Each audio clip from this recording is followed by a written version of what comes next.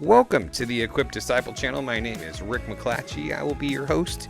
We are here to be and to make disciples of Jesus, and we do that through daily devos, through Sunday sermons, and through other discipleship resources. We are here to equip you to be an equipped disciple. All right, welcome into another day of your daily devos. I'm Pastor Rick, and we are jumping into the second section of 3 sections, chapter 1 of the book of Proverbs.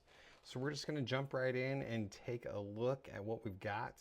A couple of great verses in here today. So verse 8, starting off, listen, my son, to your father's instruction, and don't reject your mother's teaching, for they will be a garland of favor on your head, pendants around your neck. My son, if sinners entice you, don't be persuaded. If they say, come with us, let's set in an ambush and kill someone. Let's attack some innocent person just for fun. So just jumping into some of those verses right there. Listen and don't reject. So we have, it's a 2-part situation. The first thing is to choose to listen to what advice, to what counsel is being brought your way. The second part then is part of the response is don't reject it. Don't reject it because maybe of pride, arrogance, or maybe resentment, bad attitude towards the person that is delivering the message, but listen to it and don't reject it. Listening is not enough, but our heart response is super critical how we process the information so that because remember, wisdom is not just about what you know, it's about what you do with what you know. It is about the practical application of knowledge. That is what wisdom is.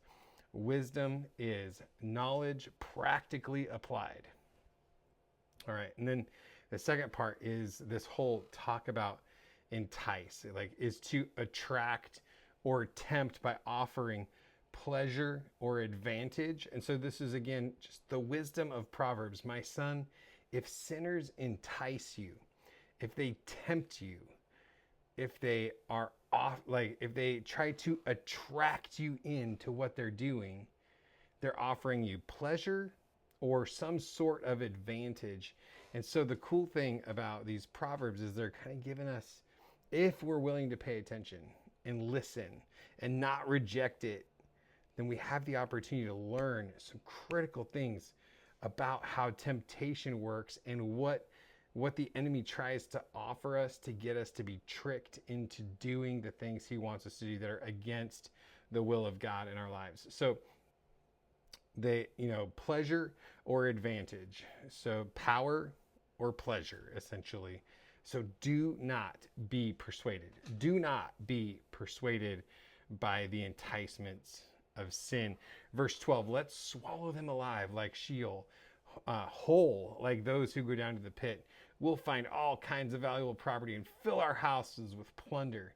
Throw in your lot with us and we will share the loot. My son, don't travel that road with them or set foot on their path. So throw in your lot with us. It's this family feel, this inclusion. You're part of something bigger than yourself. That's part of this pull of sin. And it got me thinking that people that are doing wrong, think like gangs. A big thing that gangs sell to kids that they pull into their groups is belonging, is family, is quote unquote loyalty, those kinds of things.